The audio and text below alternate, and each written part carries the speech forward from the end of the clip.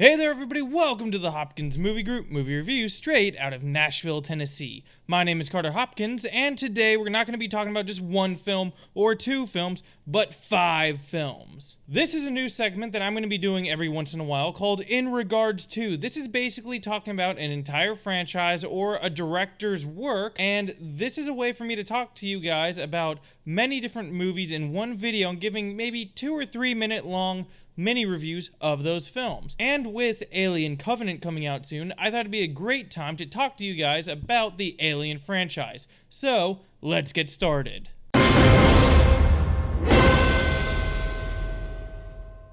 In Alien, the crew of the Nostromo is awoken from cryosleep early in order to investigate a distress call from a nearby planet called LV-426, where they encounter an alien life form that starts killing them all off one by one. And this is my favorite horror film of all time. I love Alien. Visually, this movie is gorgeous, but it is also terrifying and suspenseful, and Ridley Scott did a fantastic job of making this one of the most terrifying horror films of all time. The alien design is my favorite alien design of all time, and possibly one of the most iconic, if not the most iconic. And the sexual undertones with this alien make it even more disturbing when you really think about it. Ridley Scott did a great job with this alien, as did the designer of it, H.R. Giger, who was a complete genius. And Ridley Scott's decision to never fully show the alien even when it is attacking people was an absolutely fantastic way to make this creature still even more terrifying. I love this film. Like I said, it's my favorite horror film of all time, and I'm gonna give Alien an A+.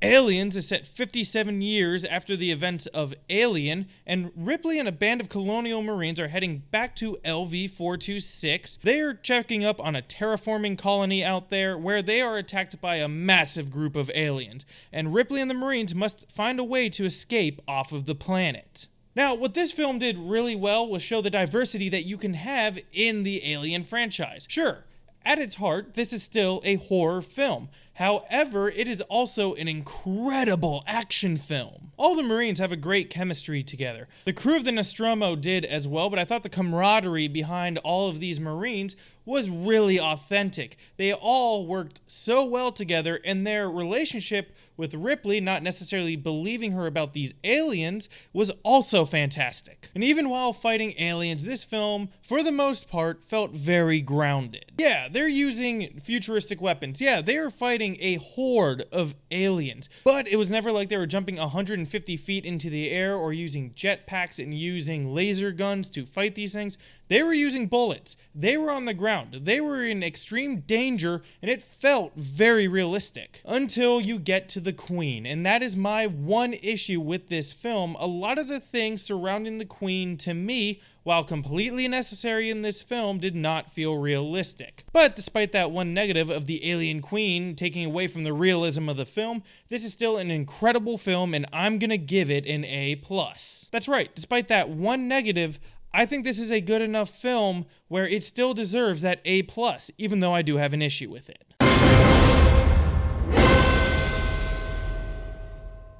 In Alien 3, we follow Ripley as she finds herself on a prison planet called Fiora 161 after the events of Aliens. From there, an alien that traveled with her to the planet starts killing off all of the inhabitants of this planet one by one, much like the first film.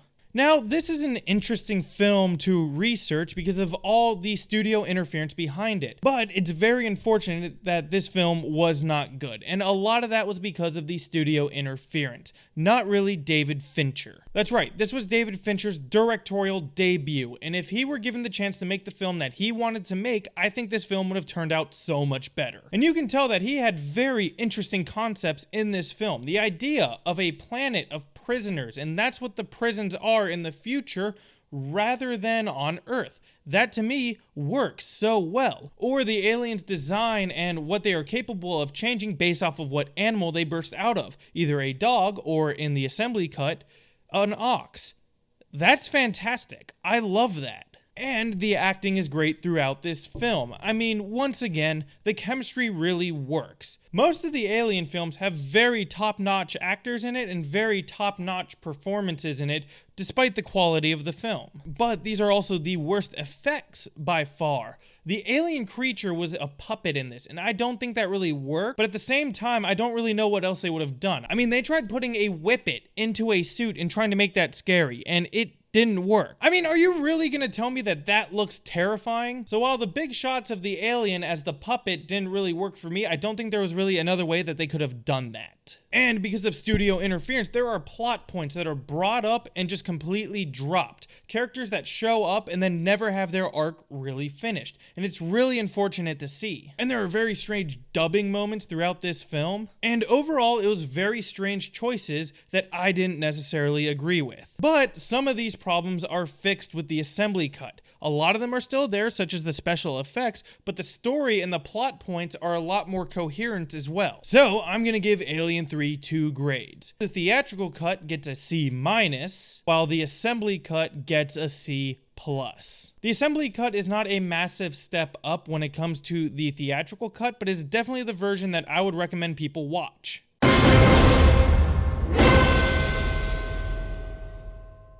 200 years after the events of Alien 3, a clone of Ripley and a group of mercenaries must escape the USM Auriga after the aliens on board escape their containment. This is the worst Alien film by far. This film is atrocious. Joss Whedon wrote this script. He wrote it to be very lighthearted, but an Alien film should not be lighthearted. And the director, Jean-Pierre Jeunet, who went on to direct Amélie, yeah, no idea what happened here. But he decided to direct this film very serious, which is what I think an Alien film should be. But the two clashing tones just make this film a complete mess. And this is the first Alien film that we see where the acting in this is absolutely atrocious. There are two types of people in this movie, the incredibly bland or the incredibly over the top. There is no in-between for anybody in this film. And the aliens are shown far too much throughout this movie. What Ridley Scott, James Cameron, and even David Fincher understood is that showing the alien very sparingly made the creature more terrifying. But in this movie, we see them all the time, and we see their entire bodies all the time. And don't even get me started on the newborn. The newborn is such a terrible design. What the fuck were they thinking? I'll say, there was one sequence in this film I liked, and that was the aliens underwater. I thought that sequence was a lot of fun. The rest of this movie is utter shit. And Alien Resurrection gets an F.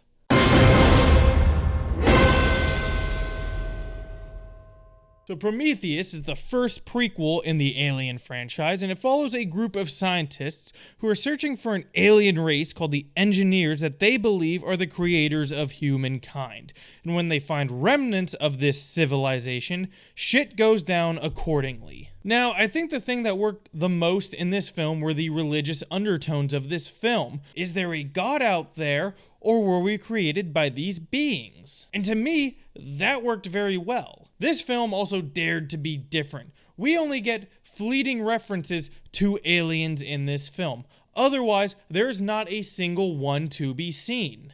And for something in the Alien franchise, I think that's kind of ballsy. All the acting in this film, once again, is top notch. It was all fantastic. I loved everybody in this film, except for two characters, but we'll get to that in a second. But everything with the engineers and the space jockeys worked so well. Ever since the first Alien, I wanted to see the space jockeys. They were just so cool. I mean, look at this shot from the first Alien and tell me that is not stunning. So when I heard Prometheus was going to be about the engineers and the space jockeys, I was ecstatic, but also nervous. But it all worked out in the end, and I loved it. I will say the biggest problem with this is the script. Some of the characters, specifically two scientists are not written well at all, as well as some unnecessary reveals and subplots that didn't add anything to the film for me personally. But I still love Prometheus. This is still one of the best Alien films in my opinion, and I'm gonna give it a B+. Well guys, that is my review of all of the Alien films. Hope you guys enjoyed it. I just want to let you guys know my review for Alien Covenant is going to be a week late. I'm going to be going out of the country for work for 10 days. I will be back May 27th, and I'll be out again June 3rd, but hopefully that week I will get you guys reviews for Alien Covenant, Baywatch, Pirates of the Caribbean, Dead Men Tell No Tales, and Wonder Woman. So watch out for all of those. Guys, thank you so much for joining me. If you guys like this, you could like and subscribe, and I will see you guys next time. Bye for now.